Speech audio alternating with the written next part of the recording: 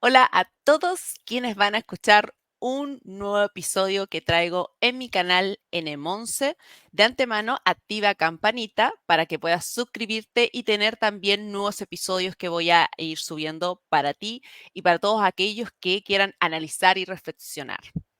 Pero como este trabajo es autogestionado, te invito a contribuir en peso o en moneda nacional, que puedes hacerlo en Flow, link están en la descripción de este video, y también lo puedas hacer en Patreon. En Patreon vas a poder acceder a material inédito, a ciertos conversatorios completos y cursos que voy a estar haciendo para que podamos ir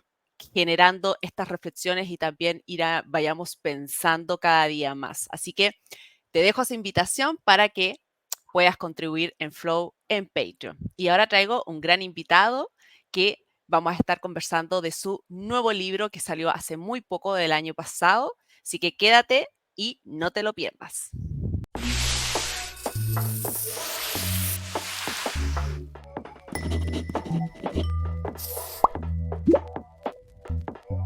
Aquí estamos nuevamente en casa con un gran profesor que es el profesor José Luis Palacio Gómez, que es doctor en ciencias políticas, es doctor en sociología de la Universidad Complutense de Madrid y además es doctor en psicología, así que tenemos, pero muchísimo bagaje, mucho aprendizaje también que vamos a ver en este gran libro como la experiencia que también tiene como investigador, más de 30 años investigando y en la cual nosotros ya conversamos de su libro, esas socioestadísticas para miembros, y ahora vamos a conversar de su nuevo libro. Pero antes, saludarlo, profesor, ¿cómo está? Muy bien, muchas gracias por contar conmigo de nuevo en su canal para mostrar pues, lo que humildemente estamos haciendo en estos últimos tiempos. Sí, me gusta eso siempre como mantener la humildad, teniendo tanto conocimiento, tantos estudios, profesor, porque no es tampoco antojadizo y no es común ver en académicos que llevan una gran trayectoria en estudio y también que lo puedan plasmar en sus libros, porque el libro suyo no solamente se trata de ciertos análisis desde esa perspectiva sociológica e incluso psicológica, sino que además hay estadísticas, hay gente que le gusta mucho esos estudios en base a estadística. Y este nuevo libro que vamos a estar conversando, que ahí sí lo puede mostrar, lo voy a dejar de todas maneras en la descripción de este video donde pueden adquirirlo en Amazon Busca Libre. Y es ese que es la sociedad socialistamente socializada.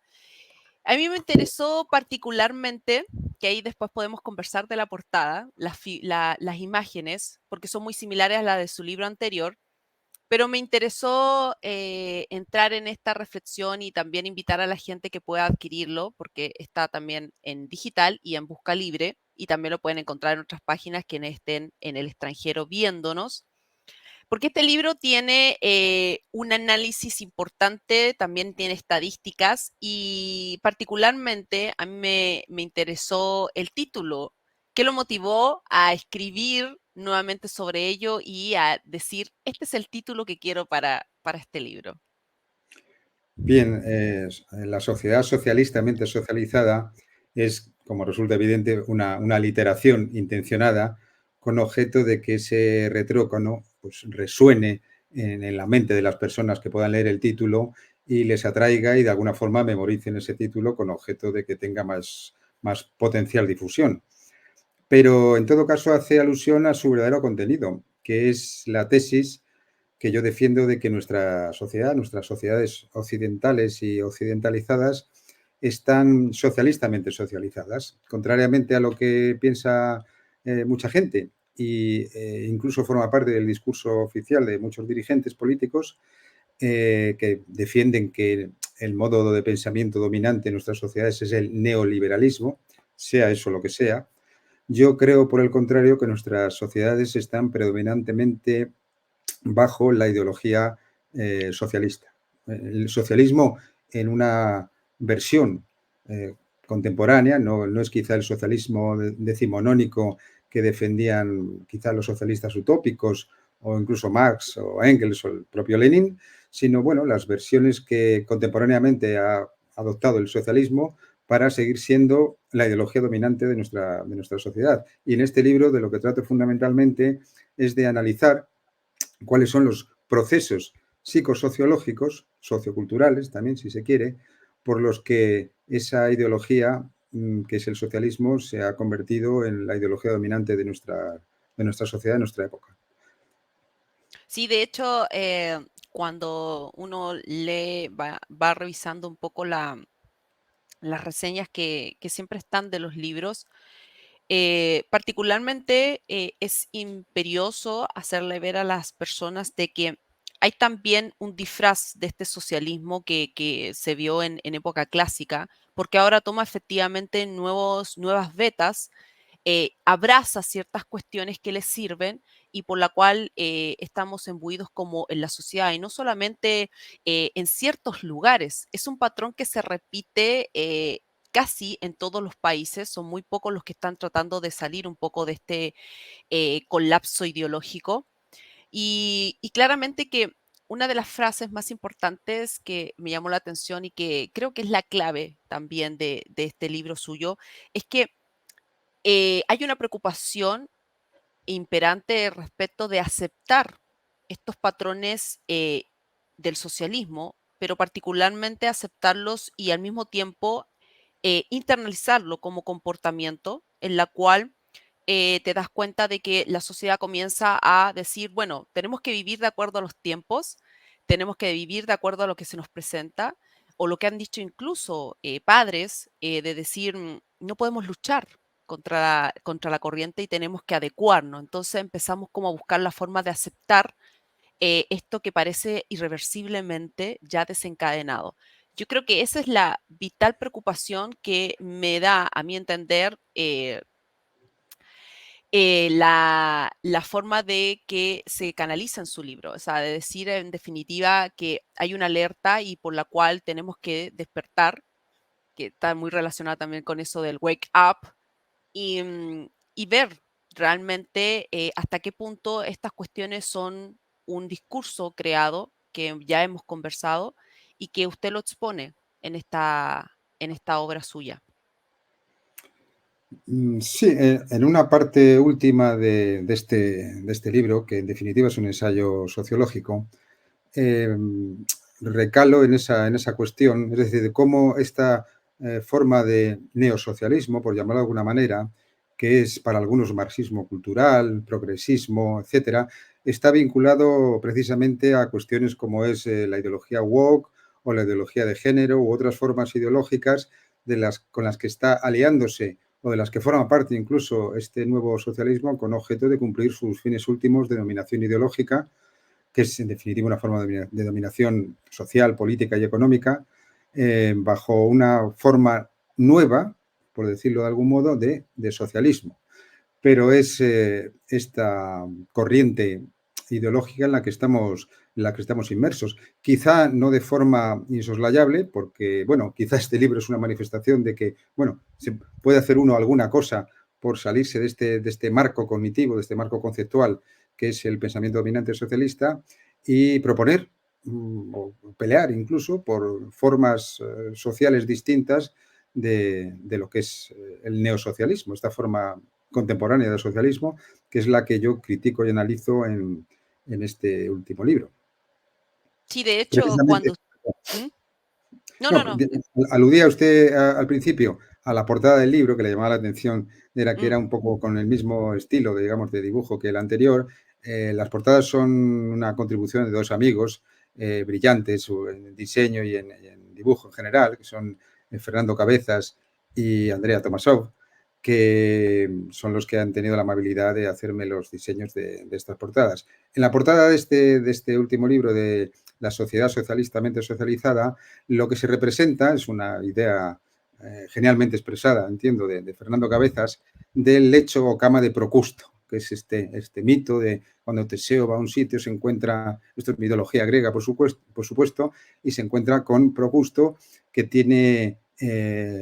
la afición, por llamarle de alguna manera, de someter a todos los que visitan su casa a su cama, a su lecho. Entonces es un lecho en el que a los que les falta tamaño suficiente para ocupar toda la cama les estira con unas cadenas, con unas correas, y a los que sobran de lo que es la longitud de la cama les corta los pies o los brazos o la cabeza para que se adapten a la cama. El lecho de Procusto es quizá una de las mejores metáforas para simbolizar o para representar el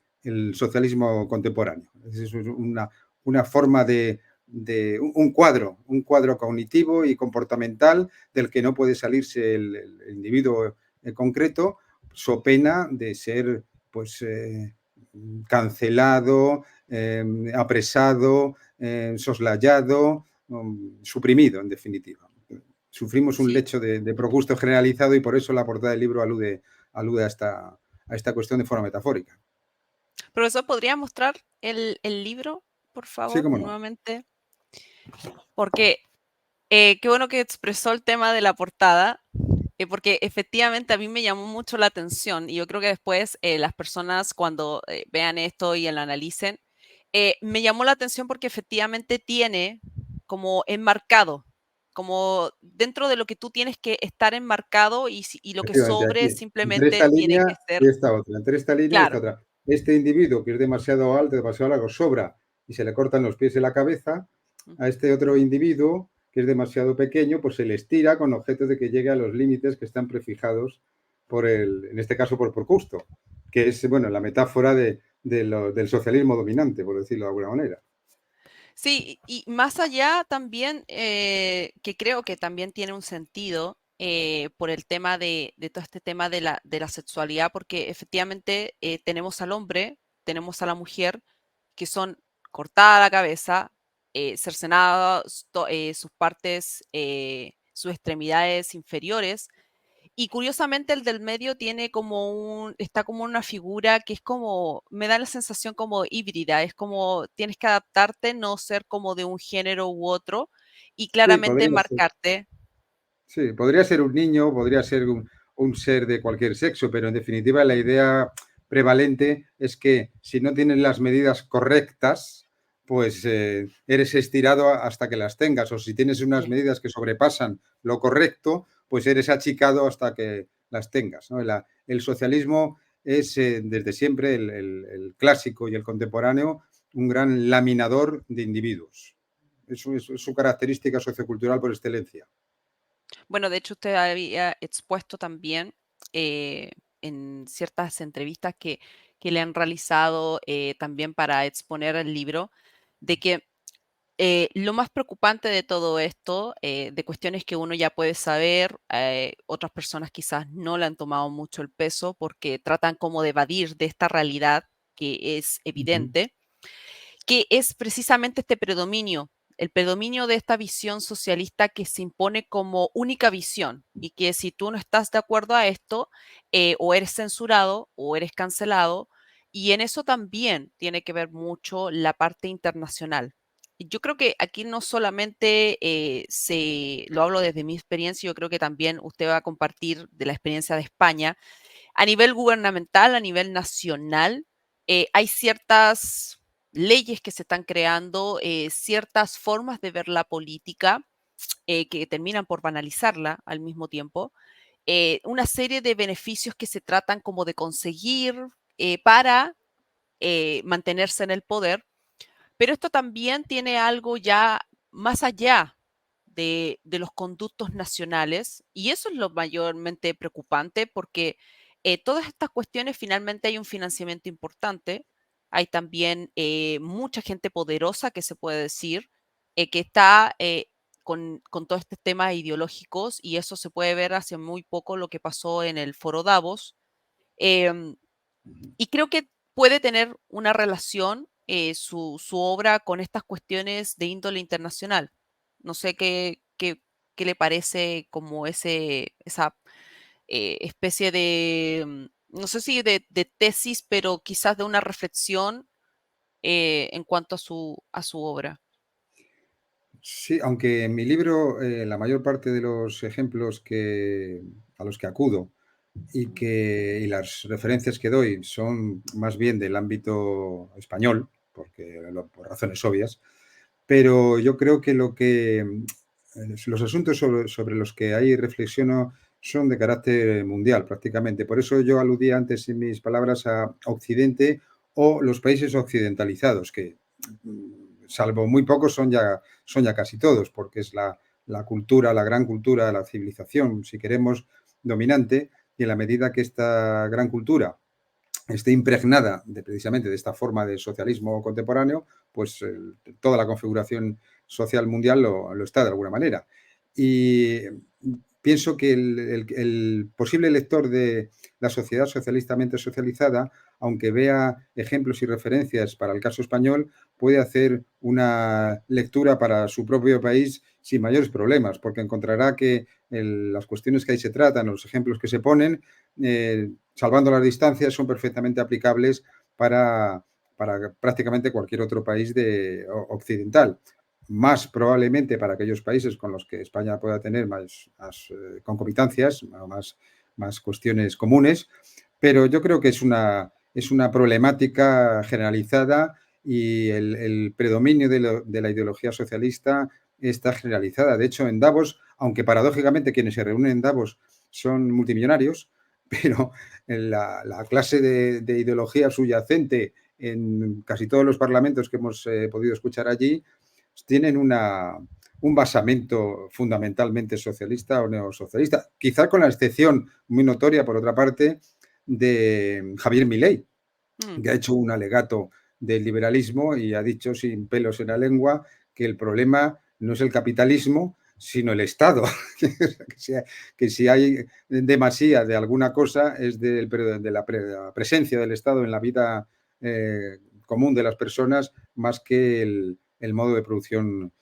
capitalista, que por otra parte es un modo de producción que ha sido aceptado prácticamente sin ambajes en términos prácticos por todos los socialistas que lo son. De hecho, en mi libro hay un capítulo que trata sobre el socialismo como sistema económico. Mm. Ahí yo hago una breve crítica de los fundamentos del socialismo, no con intención exhaustiva, porque la crítica económica del socialismo la han hecho muchos y de forma más extensa y mejor que lo que yo he podido hacerla, sino para poner de relieve que el socialismo, en cuanto que modo de producción, digamos, la defensa del socialismo clásico, de cambiar el modo de producción, abandonar el capitalismo y sustituirlo por el modo de producción socialista, ha fracasado en todas las partes y en todos los tiempos en los que se ha pretendido poner en práctica. De tal modo que eso es una realidad tan evidente que nuestros socialistas contemporáneos, que adoptan un poco la forma de presentarse en público de socialdemócratas, lo que han hecho ha sido adoptar el capitalismo como modo de producción, y no el modo de producción socialista, sino el modo de producción capitalista, pero obtener los réditos mucho más ventajosos que los que produce el socialismo, obtener los réditos del capitalismo para llevar a término políticas públicas y aprovechamientos personales, también, por qué no decirlo, que son producidos por el capitalismo de forma mucho más nutrida que lo que ha podido ser el socialismo jamás. Pero el modo de producción socialista es un cachivache del pasado al que no prestan mayor atención que la meramente retórica nuestros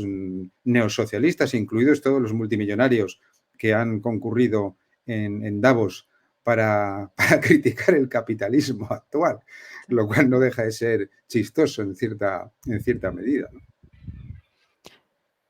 Sí, no deja de ser muy paradójico la crítica. Me pareció pertinente traer a la palestra, y ya que lo mencionó también el discurso que da Javier Milei, porque efectivamente tiene que ver dentro de la base de su discurso, lo característico es precisamente hacer esa crítica al socialismo y que me pareció pertinente con el libro suyo, porque más allá de que se está al otro lado del mundo, hay parámetros similares y que me parecen interesantes cuando se hacen las críticas con fundamentos, con evidencia, y que eso lo hizo en su momento la escuela austriaca. Pero aún así nos falta la gente que cree en estas nuevas formas, nuevas maneras que se crean discursivamente como los derechos sociales, Entonces decir, bueno, yo voy a favor de algo o voy a votar por esto como en el apruebo porque es un derecho social y esto me permite a mí pensar en el otro. Entonces, también creamos esa cultura que ahí quizás me gustaría, en su experiencia como sociólogo, como psicólogo, eh, de ver ese análisis que surge mucho y que al mismo tiempo es muy tentador ese argumento que tienen de la solidaridad. De decir, bueno, vamos a crear este sistema de reparto, tú me das tu por ciento que yo como Estado voy a administrar dadivosamente porque de esa manera yo voy a ayudar a los demás. Ujú. Y evidentemente que tú ves las políticas y hay un robo enorme de dinero, pero hay un descaro también en mentir, y que en eso también hay mucho estudio de, yo creo que incluso de comportamiento, para ver quiénes son los que efectivamente se ponen tras la pantalla para decir, vamos a administrar tus fondos, vamos a quitarte ese porcentaje que antes tú tenías de capitalización individual, porque todo lo privado es desalmado, entonces tenemos que centrarnos en lo público sobre la base de ser solidario. Entonces, con eso yo administro tus fondos, yo como Estado, me digo yo como Estado, porque en realidad que no es que la ministra que está ahí hablando es la que va a tomar tu porcentaje y lo va a administrar, sino que efectivamente tienes toda una gama de burocráticos ansiosos de tomar tu dinero para poder sacar sus réditos, pero está mucho ese tema de la solidaridad. Y cuando veo el título de su libro y veo que hay parámetros que se han insertado muy bien en la sociedad, me trae esa preocupación enorme a nivel conductual, porque efectivamente el que no está a favor de todo esto es etiquetado, es vilipendiado, es acusado de facho o fascista, si es que no se conoce la otra terminología. Y a mucha gente no le gusta sentirse con esa etiqueta, entonces o callan o deciden como sumarse al otro lado para los efectos también de tener una aceptación importante, porque creo que eso también forma parte de esta socialización que se tiene actualmente. No sé qué Sí, comparte en efecto. de eso. Sí, en efecto. De hecho, una de las partes más importantes y fundamentales, de hecho, del libro tiene que ver con esta cuestión a la que usted alude. Y es que todo es socialización ideológica en ese modelo. Pero el socialismo siempre, pero especialmente en los tiempos actuales, descansa sobre esta idea fuerza que es la solidaridad. La solidaridad tiene un antecedente que es normal, corriente en nuestra especie, que es una especie social, que es el altruismo. Es decir, los individuos que formamos parte de la especie humana vivimos en sociedad y tenemos compasión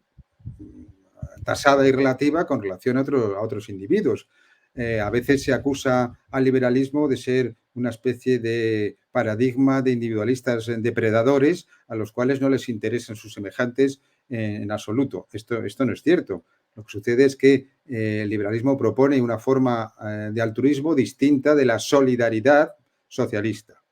Pero la idea primigenia de la solidaridad, así como de la compasión que predican algunas religiones y otras ideologías, es el altruismo. Es decir, el ponerse en el lugar del otro, de tal modo que cuando vemos al otro sufrir, de alguna forma sufrimos también y eso nos motiva a que nos conduzcamos de manera compasiva con ese otro. El altruismo natural en nuestra especie se centra más en los próximos, en los familiares, en los consanguíneos, en los que pertenecen a nuestra tribu, a nuestro grupo de próximos, de semejantes, los otros significantes, por decirlo más técnicamente, y mucho menos a aquellas otras personas que no conocemos o con las que no tenemos nada que ver, por razones evidentes antropológicas. Pero el socialismo ha tomado este altruismo primigenio, lo ha mezclado a modo de cóctel con la compasión que defiende, por ejemplo, el cristianismo, que es un altruismo más extendido y formalizado, y nos ha presentado la idea fuerza de la solidaridad. La solidaridad, tal y como la entiende el socialismo, es que nuestra vida solo tiene sentido si forma parte de un colectivo. Y por consiguiente, la solidaridad es la forma de vivir en sociedad poniéndose permanentemente en el lugar del otro y de manera estructural. Por eso que usted decía que continuamente se apropian de parte de nuestra riqueza individual con objeto de repartirla según su criterio, esa es una cuestión fundamental, con otras personas a las que no hemos visto jamás, con las que quizá no compartamos ni propósitos, ni ideas, ni ninguna otra circunstancia que nos motivase a ser especialmente solidarios. Pero la solidaridad es para el socialismo del de siempre, el clásico, y el de ahora también, quizás su principal idea fuerza, hasta el punto de que la pone por encima de cualquier otra consideración de la libertad del individuo, de la libertad individual, por unir estos dos conceptos, y de cualquier otra cosa. La idea más potente que tiene es la solidaridad. Es un socialismo pobrista, que se ha llamado también, es decir, nuestra vida solo tiene sentido en la medida que nos ocupemos de los demás. Naturalmente, hacer eso de manera continua y estructural requiere de ingentes recursos materiales que no por casualidad extrae y administra un Estado que está dominado preponderantemente por los socialistas, con lo cual se cierra el círculo virtuoso de su modus operandi. No hay más remedio que ser solidario y además con quien nos dicen que hay que ser solidario, lo cual es bien notable, porque claro, hasta dónde llega, digamos, el criterio propio o la libertad personal para ser más o menos largo o dadivoso con otros. Parece de una cosa propia incluso de nuestra propia especie, que sobre todo en sociedades de suficientemente abundancia, pues haya una mínima cobertura de aquellas personas que están propiamente desamparadas. No es, bajo un punto de vista moral esencial, a mí no me parece de recibo que sociedades que tienen suficientes recursos en términos relativos permitan que la gente muera de hambre o de enfermedad tirada en la calle. Esto es una cosa, esto es lo que mueve a la compasión propia de los seres humanos, ese altruismo expandido incluso, que podríamos decir que es producto de la evolución civilizatoria y podríamos destinar de una forma más o menos tasada pues cierta parte de nuestros recursos individuales a evitar que algunas personas que han tenido la desgracia o mala suerte o la razón que sea, pues se queden absolutamente desamparadas. Pero esto va de suyo, esto prácticamente cualquier sociedad lo ha hecho de una u otra manera de siempre. La característica distintiva del socialismo es que establece la resolución de la pobreza como la política principal del Estado y por consiguiente necesita hacer una extracción masiva de recursos de los individuos que los tienen para llevar a término la transferencia de rentas permanente y continua, que es esa forma de solidaridad que tiene como fin último, en definitiva, el socialismo. Porque, ¿qué es el socialismo? Es el reparto total de la riqueza disponible, según una fórmula que nadie conoce, naturalmente, porque nunca se sabe cuál es la riqueza disponible y qué cantidad de riqueza mínima necesitan todos y cada uno de los individuos, ¿no? Más allá de máximas como a cada cual según sus necesidades, cada cual según sus potencialidades. Esas son filosofías que, bueno, quedan muy bien para escribirlas en un libro de texto quizás, pero que a efectos prácticos a lo que llevan es a esto que vemos, que es estas formas de solidaridad impuesta, la compasión impuesta que yo llamo en uno de mis capítulos, que son formas totalitarias de entender el altruismo, incluso el altruismo expandido. Así es. Bueno, si me permite hacer una pequeña intervención en relación también a lo que acaba de exponer, y eso es como también como un poco de contenido histórico, pero antes de decir a la gente que no olvide suscribirse y también apoyar en Flow en Patreon, porque en Patreon vamos a estar haciendo ciertos cursos, ciertos materiales que van a poder ver en completos, contribuyendo y aportando ahí en dólares, que lo pueden hacer muy fácil con el link en la descripción de este video. Y entrando en esa pequeña intervención que quería hacer a raíz también de una obra que he estado leyendo en inglés, así que ha sido bastante desafiante, eso lo voy a compartir ahí. El general Marx es de un historiador muy interesante que lo vi a raíz de un conversatorio que es Tristram Hunt. Está en inglés, no está en español. Me resulta interesante hacer una pequeña acotación para las personas que no han estudiado, no han leído sobre Engel, sobre Friedrich Engel, y todo creen que como que nace todo con Carlos Marx. Eh, Me parece pertinente el señalar de que efectivamente cuando Marx escribe, nunca hay que olvidarse en realidad de la situación socioeconómica que él tenía y también de las cosas a las cuales aspiraba. Marx efectivamente tenía una gran admiración sobre el capitalismo, sobre esa opulencia capitalista, y no por más terminó financiándolo, y eso significaba sacrificarse Engel en definitiva en seguir con esto, con este activismo revolucionario y volver a la fábrica. Y eso es una realidad. Engel vuelve a la fábrica para poder mantener a Carlos Marx para que escribiera efectivamente y él pasa a un segundo plano, se convierte como el segundo violín. Y es curioso porque hoy en día todos hablan del marxismo, ¿cierto? Y que la obra del capital y la plusvalía y el fetichismo, ¿cierto? Pero no entienden en realidad cómo está escrita esa obra y qué es lo que venía de antemano para poder tener finalmente esa obra. Evidentemente resulta ser paradójico que se hable mucho del marxismo, ¿cierto? Y a cada quien según sus capacidades, a cada quien según sus necesidades. Se habla mucho de todo este aspecto teórico, pero en definitiva no se relaciona con la parte de la práctica y lo que significó para Angel en definitiva sacrificarse para seguir manteniendo a su fiel compañero de casi toda su vida de juventud, pero al mismo tiempo significa también sacrificar tus ideas por otros. Y eso es bastante paradójico cuando tú ves y lees las obras que escribe Marx, que dicho sea de paso también, en base a todo su alcoholismo, costó mucho también el poder hacer su estructura de las obras, y eso es algo que contribuyó mucho Engel, em, de ver todos estos planteamientos y en definitiva darse cuenta que la realidad era otra. Y es paradójico, sobre todo para los que se catalogan como marxistas o como neomarxistas, porque estas cosas no se cuentan, estas partes de la historia no se cuentan y finalmente por sacrificarse uno termina llevando a la fama a otro y eso es más o menos lo que sucede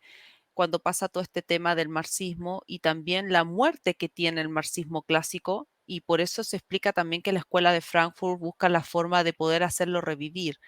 ¿Y por qué quería llegar a esa conclusión? Porque efectivamente la forma de hacerlo revivir es a través de la igualdad. No somos todos iguales, entonces ya no somos todos felices, porque el marxismo clásico en sí decía, bueno, es que la gente se va a hacer más pobre, y no se hizo más pobre. Y el proletario tampoco sirvió efectivamente para hacer la revolución, pero había que buscar otra forma, había que buscar otros desenlaces que nos permitieran hacer revivir esto. Y qué mejor que la igualdad, porque hasta el día de hoy siempre está eso muy en boga y que está relacionado con la solidaridad, es que no somos todos iguales. Fija, Ujú. entonces, eso me gustaría ahí su pequeña reflexión para terminar esta gran conversación, profesor, también como una forma de hilar esta historia para las personas que no son conocedoras de ello, que quizás no han leído mucho, pero les invito a leer sobre el libro del profesor, a investigar, porque creo que en base a eso uno puede hacer las uniones, que sigo insistiendo, las uniones de este gran puzzle. Ajá, sí, sí. De esto que mencionas de Marx y Engels, que no hay tanta gente que lo sepa, o, vamos, de Mm, al menos los marxistas de cuando yo era joven lo sabían todos, esta relación curiosa de, ciertamente de singular entre Marx y Engels, porque Engels de alguna manera subordinó sus propios intereses personales a los de Marx. No está claro si era porque amaba mucho a su gran amigo o porque pensaba que su gran amigo podía expresar mejor que él lo que había que decir y lo que había que escribir, o por una suerte de mezcla de ambas cosas. Pero lo cierto es que sí, que Engels cargó con la parte, digamos, de la infraestructura, por expresarlo en términos marxistas, de esa pareja, poniendo los recursos necesarios para que Marx pudiera dedicarse full time a escribir, entre otras cosas, la crítica de la economía política. Pero al mismo tiempo, la relación entre Marx y Engels, el papel de Engels en esta extraña pareja, es una vez más una paradoja, porque el que Marx pudiese escribir todo lo que pudo escribir con la repercusión que tuvo posteriormente, repercusión que hay que decir que probablemente sin la existencia de la Unión Soviética no hubiese sido tanta. Pero bueno, Mm. con la repercusión que históricamente ha tenido el marxismo, la paradoja es que gracias a que Engels tenía una empresa, era un industrial y tenía, digamos, la plusvalía suficiente extraída de sus trabajadores, por cierto, Sí, para sostener a Marx como si fuera un permanente y eterno becado, pudo Marx escribir El Capital y tantas otras cosas, con lo cual es un poco, mencionaba antes en nuestra entrevista, que una de las características de este socialismo moderno, socialismo contemporáneo, es que acepta el modo de producción capitalista para, con el plusvalor que produce ese modo de producción, poder llevar a cabo sus políticas públicas de transformación social, solidaria e igualitaria, lo cual no deja de ser una paradoja fundamental en los términos, ¿no? mm, Porque de lo que se trata en último término, según el socialismo clásico, es de sustituir el modo de producción capitalista por el socialista, porque eso es lo que permitirá hacer una transformación radical y esencial de lo que es la sociedad. No olvidemos que la infraestructura determina la superestructura en el marxismo y, por consiguiente, si no se cambia el modo de producción, el mundo de las ideas seguirá siendo un mundo de las ideas que esté contaminado de ideología burguesa, etcétera, etcétera. Es cierto que después, a partir de Lenin sobre todo, Gramsci, Lukács, etcétera, pues descubrieron el enorme poder que tenía la superestructura, es decir, el mundo de las ideas, para llevar a cabo transformaciones sociales infraestructurales, que en eso probablemente es en lo que están los socialismos o socialistas contemporáneos, ¿no? Intentar llevar a como el modo de producción socialista no funciona, vamos a seguir con el capitalismo y gracias a toda la riqueza que nos procura, pues hacemos después transformaciones de la ideología que, a su vez, conllevarán transformaciones de las formas de producción. Bueno, esto es curioso y no deja de entrañar una paradoja más básica, ¿no? De que incluso en los tiempos de la génesis del socialismo marxista fuese el capitalismo el que permitiese que sí. aquello, que se escribieran todos aquellos ríos de tinta que escribió el bueno de Carlos Marx, ¿no? Pero en fin, esto es así es el devenir de los tiempos y cómo suceden las cosas. Más allá de estas anécdotas, si se quiere, que bueno, que tienen su sustancia, quizás no son tan anecdóticas, está el hecho de que la conciencia moderna generalizada es una conciencia que está configurada por esta ideología, que es una ideología solidaria igualitarista, formalmente, a pesar de que luego tenga estas contradicciones, estas paradojas a las que estamos aludiendo, y esa conciencia está dibujándose y reforzándose continuamente, entre otros, gracias, entre otras cosas, no solo a los aparatos ideológicos del Estado, que en la medida que los Estados están dominados y conducidos por dirigentes socialistas, pues llevan a cabo socialización socialista, como pongo de manifiesto también en un capítulo del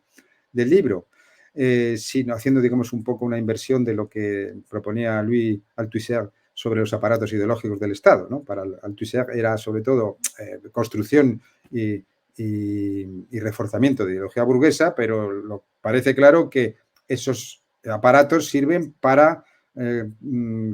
construir y reconstruir cualquier tipo de ideología burguesa o de otra índole, en la medida que sea el Estado quien lo ponga en funcionamiento. Pero además de esos aparatos ideológicos del Estado, está el hecho de que en la interacción cotidiana de las personas, esto es un vector muy importante de la socialización socialista, del triunfo al menos relativo de esta ideología, está el hecho de que la interacción de las personas nos reforzamos continuamente la ideología socialista mediante el mecanismo de aceptar tácita o implícitamente una ideología que si nos salimos de sus principios generales resultamos perjudicados por el grupo, no solo ya por las instituciones que nos pueden hacer nos pueden orillar, nos pueden soslayar, sino que nuestros compañeros de trabajo, nuestras amistades, incluso nuestras familias, de algún modo pueden hacernos a un lado, pueden considerarnos bichos extraños si hasta cierto punto no compartimos ciertos presupuestos básicos de tipo solidario o igualitario que han ido permeando nuestra conciencia como ciudadanos en estas sociedades aparentemente libres, hasta el punto de que estas críticas, como las que hacemos algunos del socialismo en su esencia ideológica, pues puedan resultar más que políticamente incorrectas, incluso potencialmente perjudiciales para quienes se atreven a sostenerlas. No sé si es esto a lo que aludía usted con esta última consideración también. Sí, profesor, yo agradecerle de este espacio si nuevamente puede mostrar ahí su libro. Yo de todas maneras Sí, lo voy como no. a dejar también en la descripción de este video. La sociedad socialistamente socializada. Yo agradecida de esta pequeña conversación, que además pudimos hablar un poco de historia. Yo creo que eso es lo entretenido que uno también pueda traer a la actualidad. Cuestiones que pueden ser esenciales también para comprender por qué es tan preponderante hoy en día esta figura que es socialismo, que para algunos es como el comunismo disfrazado en este socialismo del siglo XX. Ya lo decía ya Juan Ramón Rayo en su canal, que me imagino que también debe conocerlo, y Sí, muchas por otras supuesto. personas. Yo agradecerle, profesor, agradecer también a quienes nos están siguiendo, a quienes se han suscrito, a quienes también quieran nuevamente dejarles la invitación a ser parte, miembros de este canal para tener material inédito. Así que darle mi agradecimiento y mis saludos, profesor, por esta charla. Pues recíprocamente yo le agradezco sobremanera que haya contado conmigo una ocasión más para participar en su canal y permitirme, bueno, exponer modestamente estas cuestiones sobre las que ahora estoy reflexionando. Muchas gracias, de verdad. Y mucha Sí, suerte con su canal.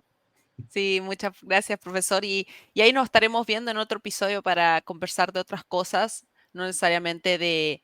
algún lanzamiento del libro, sino que se pueda conversar de muchas Por supuesto. cuestiones que usted tiene de su estudio. Así que ahí hay mucho en sociología que también me gustaría ahí indagar y que mejor que podamos conversar de ello. A su disposición cuando lo necesite. Sí, Muchas gracias. muchas gracias. Y nos estamos viendo en un próximo episodio. Chao, chao.